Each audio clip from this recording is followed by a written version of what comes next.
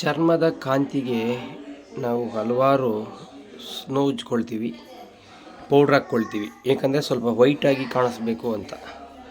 ಅದು very fake.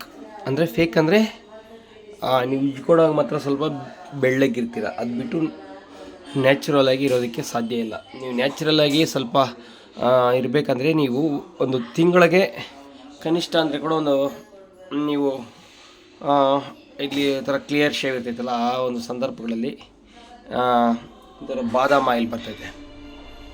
ಬಾದಾಮ್ oil ಆಗಲಿ, ಈ ವಿಟಮಿನ್ ಆಯಿಲ್ ಆಗಲಿ, ಅದನ್ನು ನಿಮ್ಮ ಚರ್ಮಕ್ಕೆ ನೀವು ಒಂದು 2 ಡ್ರಾಪ್ ಕಂಟಿನ್ಯೂ ಆಗಿ ಮಾಡಿದ್ರು ಕೂಡ ಸರಿ. ಒಂದು 2 ಡ್ರಾಪ್ ಅಂದರೆ ಈ ರೀತಿ ಇಟ್ಕೊಂಡು